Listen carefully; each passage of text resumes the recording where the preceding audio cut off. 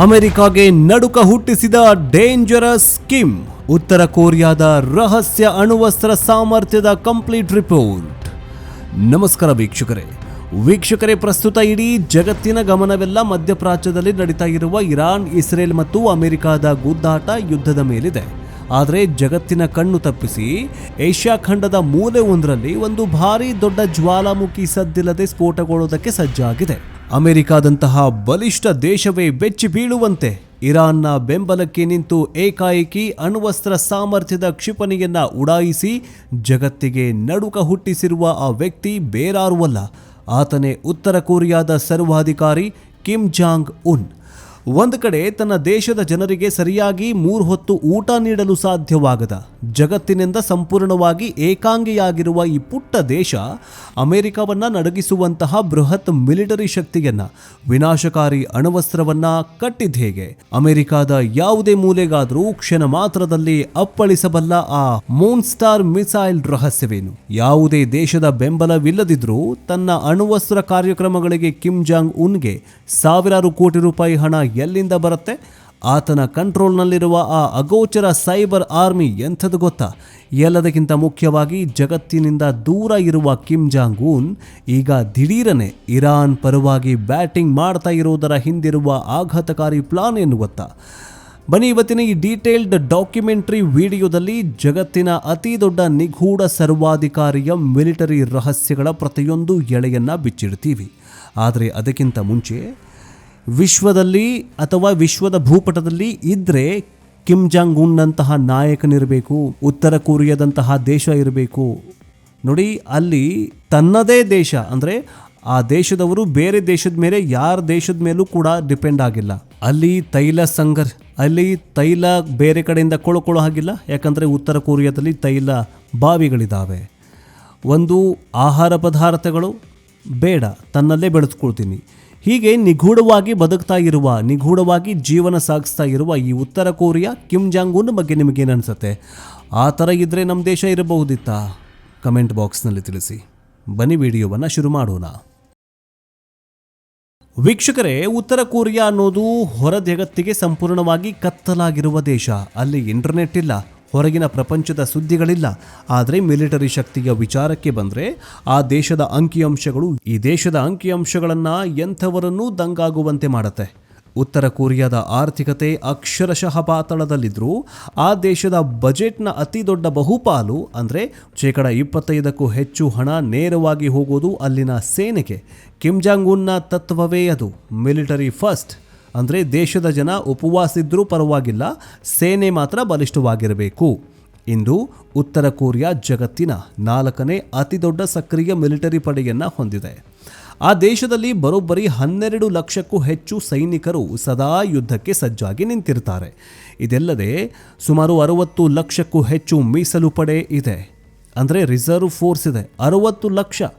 ಆ ದೇಶದ ನಿಯಮದ ಪ್ರಕಾರ ಪ್ರತಿಯೊಬ್ಬ ಪುರುಷನೂ ಕನಿಷ್ಠ 10 ವರ್ಷಗಳ ಕಾಲ ಕಡ್ಡಾಯವಾಗಿ ಮಿಲಿಟರಿಯಲ್ಲಿ ಸೇವೆ ಸಲ್ಲಿಸಲೇಬೇಕು. ಮಹಿಳೆಯರಿಗೂ ಕೂಡ ಇದೇ ರೂಲ್ಸು. ಲಕ್ಷಾಂತರ ಸೈನಿಕರಿದ್ದರೂ ಅವರ ಬಳಿ ಇರುವ ಯುದ್ಧ ಟ್ಯಾಂಕರ್ಗಳು ಮತ್ತು ವಿಮಾನಗಳು ಬಹಳ ಹಳೆಯದ್ದು, ಸೋವಿಯತ್ ಒಕ್ಕೂಟದ ಕಾಲವದು. ಆದರೆ ಕಿಮ್ ಜಾಂಗ್ ಉನ್ ಅಮೆರಿಕವನ್ನು ಬೆದರಿಸ್ತಾ ಇರೋದು ಈ ಹಳೆ ಟ್ಯಾಂಕರ್ಗಳಿಂದಲ್ಲ, ಬದಲಾಗಿ ಆತನ ಬಳಿ ಇರುವ ಆ ಒಂದು ಬ್ರಹ್ಮಾಸ್ತ್ರದಿಂದ. ವೀಕ್ಷಕರೇ, ಕಿಮ್ ಜಾಂಗ್ ಉನ್ ಅಸಲಿ ಶಕ್ತಿ ಅಡಗಿರುವುದೇ ಆತನ ನ್ಯೂಕ್ಲಿಯರ್ ವೆಪನ್ ಮತ್ತು ಖಂಡಾಂತರ ಕ್ಷಿಪಣಿಗಳಿಂದ. ಅಮೆರಿಕ ಮತ್ತು ವಿಶ್ವಸಂಸ್ಥೆ ಎಷ್ಟೇ ಕಠಿಣ ನಿರ್ಬಂಧಗಳನ್ನು ಹೇರಿದ್ರೂ ಉತ್ತರ ಕೊರಿಯಾ ತನ್ನ ಅಣ್ವಸ್ತ್ರ ಪರೀಕ್ಷೆಗಳನ್ನು ಮಾತ್ರ ನಿಲ್ಲಿಸಿಲ್ಲ. ಗುಪ್ತಚರ ವರದಿಗಳ ಪ್ರಕಾರ ಉತ್ತರ ಕೊರಿಯಾದ ಬಳಿ ಇಂದು ಕನಿಷ್ಠ 50ರಿಂದ 60 ಅತ್ಯಂತ ಶಕ್ತಿಶಾಲಿ ಅಣ್ವಸ್ತ್ರ ಸಿಡಿತಲೆಗಳಿವೆ. ಆದರೆ ಕೇವಲ ಬಾಂಬ್ ಇದ್ರೆ ಸಾಲದು, ಅದನ್ನು ಅಮೆರಿಕಾದವರೆಗೂ ತಲುಪಿಸುವ ವಾಹನ ಬೇಕಲ್ಲ. ಅದಕ್ಕಾಗಿ ಕಿಮ್ ಜಾಂಗ್ ಉನ್ ಹ್ವಾಸೋಂಗ್ ಸರಣಿಯ ಕ್ಷಿಪಣಿಗಳನ್ನು ಅಭಿವೃದ್ಧಿಪಡಿಸಿದ್ದಾನೆ. ಇತ್ತೀಚೆಗೆ ಆತ ಪರೀಕ್ಷಾರ್ಥ ಉಡಾವಣೆ ಮಾಡಿದ ಹ್ವಾಸೋಂಗ್ 17 ಮತ್ತು ಹ್ವಾಸೋಂಗ್ 18 ಕ್ಷಿಪಣಿಗಳನ್ನು ನೋಡಿ ಜಗತ್ತೇ ಬೆಚ್ಚಿಬಿದ್ದಿದೆ. ಈ ಕ್ಷಿಪಣಿಗಳನ್ನು ಜಾಗತಿಕ ರಕ್ಷಣಾ ತಜ್ಞರು ಮ್ಯಾನ್ಸ್ಟರ್ ಮಿಸೈಲ್ ಅಥವಾ ಮಹಾದೈತ್ಯ ಕ್ಷಿಪಣಿ ಅಂತ ಕರೆದಿದ್ದಾರೆ. ಯಾಕೆ ಗೊತ್ತಾ? ಈ ಕ್ಷಿಪಣಿಗಳು ಬರೋಬ್ಬರಿ 15,000 ಕಿಲೋಮೀಟರ್ಗಿಂತ ಹೆಚ್ಚು ದೂರ ಕ್ರಮಿಸಬಲ್ಲವು. ಅಂದರೆ ಉತ್ತರ ಕೊರಿಯಾದ ರಾಜಧಾನಿ ಪಯೋಂಗ್ಯಾಂಗ್ನಿಂದ ಗುಂಡಿ ಒತ್ತಿದ್ರೆ ಆ ಕ್ಷಿಪಣಿ ನೇರವಾಗಿ ಅಮೆರಿಕದ ವಾಷಿಂಗ್ಟನ್ನೋ ಅಥವಾ ನ್ಯೂಯಾರ್ಕ್ ನಗರದ ಮಧ್ಯಭಾಗಕ್ಕೆ ಬಂದು ಅಪ್ಪಳಿಸುವ ಕರಾರುವಕ್ಕಾದ ಸಾಮರ್ಥ್ಯ ಹೊಂದಿದೆ. ಇದೇ ಕಾರಣಕ್ಕೆ ಜಗತ್ತಿನ ದೊಡ್ಡನ್ನ ಈ ಪುಟ್ಟ ದೇಶದ ಸರ್ವಾಧಿಕಾರಿಯನ್ನ ಕಂಡ್ರೆ ಒಳಗೊಳಗೆ ನಡಗೋಗ್ಬಿಡ್ತಾನೆ. ಈಗ ಪ್ರತಿಯೊಬ್ಬರ ತಲೆಯಲ್ಲಿ ಬರುವ ಅತಿ ದೊಡ್ಡ ಪ್ರಶ್ನೆ ಏನು ಗೊತ್ತಾ? ಇಡೀ ಜಗತ್ತೇ ಉತ್ತರ ಕೊರಿಯಾದ ಜೊತೆ ವ್ಯಾಪಾರ ನಿಲ್ಲಿಸಿದೆ. ಆ ದೇಶದಲ್ಲಿ ರಫ್ತು ಇಲ್ಲ, ಆಮದು ಇಲ್ಲ. ಹಾಗಾದರೆ ಸಾವಿರಾರು ಕೋಟಿ ರೂಪಾಯಿ ವೆಚ್ಚದ ಈ ಕ್ಷಿಪಣಿಗಳನ್ನು, ಅಣುವಸ್ತ್ರಗಳನ್ನು ತಯಾರಿಸುವುದಕ್ಕೆ ಕಿಮ್ ಜಾಂಗ್ ಉನ್ಗೆ ಹಣ ಎಲ್ಲಿಂದ ಬರುತ್ತೆ? ವೀಕ್ಷಕರೇ, ಇಲ್ಲೇ ಇರುವುದು ಅತ್ಯಂತ ಸ್ಫೋಟಕ ಸತ್ಯ.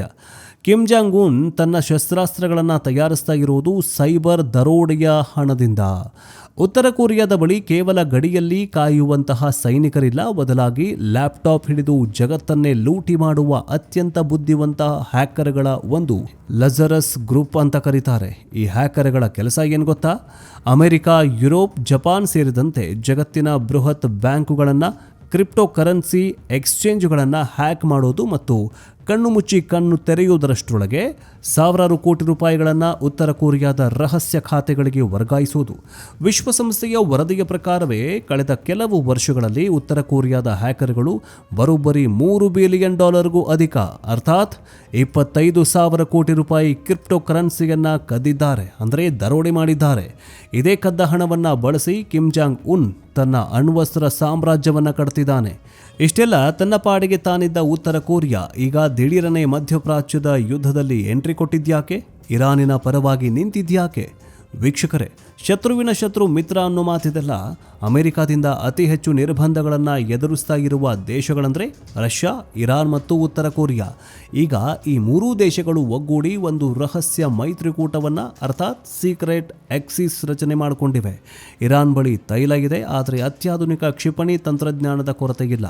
ಉತ್ತರ ಕೊರಿಯಾದ ಬಳಿ ಜಗತ್ತನ್ನೇ ನಡುಗಿಸುವ ಕ್ಷಿಪಣಿಗಳಿದ್ದಾವೆ, ಆದರೆ ತೈಲವಿಲ್ಲ, ಹಣ ಇಲ್ಲ. ಹೀಗಾಗಿ ಇರಾನ್ ಮತ್ತು ಉತ್ತರ ಕೊರಿಯಾ ಒಳಗೊಳಗೆ ಒಂದು ಭಾರಿ ದೊಡ್ಡ ಡೀಲ್ ಮಾಡಿಕೊಂಡಿವೆ. ಇರಾನ್ಗೆ ಉತ್ತರ ಕೊರಿಯಾ ತನ್ನ ಅತ್ಯಾಧುನಿಕ ಕ್ಷಿಪಣಿ ತಂತ್ರಜ್ಞಾನವನ್ನು ಮತ್ತು ಡ್ರೋನ್ಗಳನ್ನು ರಹಸ್ಯವಾಗಿ ರವಾನಿಸ್ತಾಗಿದೆ. ಇದಕ್ಕೆ ಪ್ರತಿಯಾಗಿ ಇರಾನ್ನಿಂದ ಅಪಾರ ಪ್ರಮಾಣದ ತೈಲ ಮತ್ತು ಆರ್ಥಿಕ ನೆರವು ಕಿಮ್ ಜಾಂಗ್ ಉನ್ಗೆ ತಲುಪುತ್ತಾಗಿದೆ.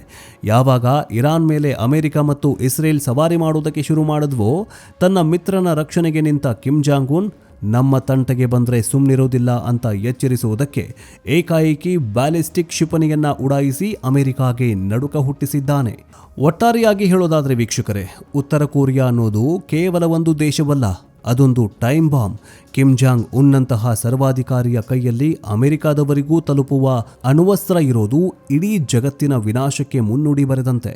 ಒಂದು ವೇಳೆ ಮಧ್ಯಪ್ರಾಚ್ಯದ ಯುದ್ಧದಲ್ಲಿ ಅಮೆರಿಕ ಮಿತಿಮೀರಿ ವರ್ತಿಸಿದ್ರೆ, ಇರಾನ್ ರಕ್ಷಣೆಗೆ ಉತ್ತರ ಕೊರಿಯಾ ತನ್ನ ಕ್ಷಿಪಣಿಗಳನ್ನು ಪ್ರಯೋಗಿಸುವ ದುಸ್ಸಾಹಸಕ್ಕೆ ಕೈ ಹಾಕಿದ್ರೆ, ಅದು ಖಂಡಿತವಾಗಿಯೂ 3ನೇ ಮಹಾಯುದ್ಧಕ್ಕೆ ಕಾರಣವಾಗುವುದರಲ್ಲಿ ಯಾವುದೇ ಅನುಮಾನ ಇಲ್ಲ.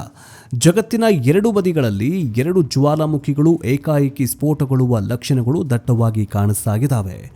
ವೀಕ್ಷಕರೇ, ನಿಮಗೇನನ್ಸುತ್ತೆ? ಜಗತ್ತಿನ ದೊಡ್ಡನ್ನ ಅಮೆರಿಕ ಈ ಪುಟ್ಟ ದೇಶದ ಸರ್ವಾಧಿಕಾರಿ ಕಿಮ್ ಜಾಂಗ್ ಉನ್ಗೆ ನಿಜಕ್ಕೂ ಹೆದರ್ತಾನ? ಈ ಟ್ರಂಪ್ನ ಸೊಕ್ಕಡಗಿಸ್ಬೇಕಂದ್ರೆ ಈ ಕಿಮ್ ಜಾಂಗ್ ಉನ್ ಮತ್ತೊಂದು ಕ್ಷಿಪಣಿ ದಾಳಿ ಮಾಡಬೇಕಾ, ಅಥವಾ ಅಮೆರಿಕಾದ ಮೇಲೆ ಯುದ್ಧ ಸಾರಬೇಕಾ? ಹ್ಯಾಕಿಂಗ್ ಮೂಲಕ ಸಾವಿರಾರು ಕೋಟಿ ರೂಪಾಯಿ ಕದ್ದು ಕ್ಷಿಪಣಿ ತಯಾರಿಸ್ತಾ ಇರುವ ಉತ್ತರ ಕೊರಿಯಾದ ಈ ಕರಾಳ ತಂತ್ರಜ್ಞಾನದ ಬಗ್ಗೆ ನಿಮ್ಮ ಅನಿಸಿಕೆ ಏನು? ಇರಾನ್ ಮತ್ತು ಉತ್ತರ ಕೊರಿಯಾ ಒಂದಾದ್ರೆ ನಿಮ್ಮ ಅತ್ಯಂತ ಪ್ರಾಮಾಣಿಕವಾದ ಅನಿಸಿಕೆಗಳನ್ನು ಕಮೆಂಟ್ ಬಾಕ್ಸ್ನಲ್ಲಿ ತಪ್ಪದೆ ತಿಳಿಸಿ. ಉತ್ತರ ಕೊರಿಯಾದ ಈ ಬೆಚ್ಚಿ ಬೀಳಿಸುವ ರಹಸ್ಯ ಮತ್ತು ಜಾಗತಿಕ ರಾಜಕಾರಣದ ಈ ಅಸಲಿ ಸತ್ಯ ಪ್ರತಿಯೊಬ್ಬರಿಗೂ ತಲುಪುವಂತೆ ಈ ವಿಡಿಯೋವನ್ನು ನಿಮ್ಮ ವಾಟ್ಸ್ಆ್ಯಪ್ ಮತ್ತು ಫೇಸ್ಬುಕ್ ಗ್ರೂಪ್ಗಳಲ್ಲಿ ಮರೆಯದೆ ಶೇರ್ ಮಾಡಿ. ನೆಕ್ಸ್ಟ್ ಅಪ್ಡೇಟ್ನೊಂದಿಗೆ ಬೇಗ ವಾಪಸ್ ಬರ್ತೀವಿ. ಜೈ ಹಿಂದ್, ಜೈ ಕರ್ನಾಟಕ, ವಂದೇ ಮಾತರಂ.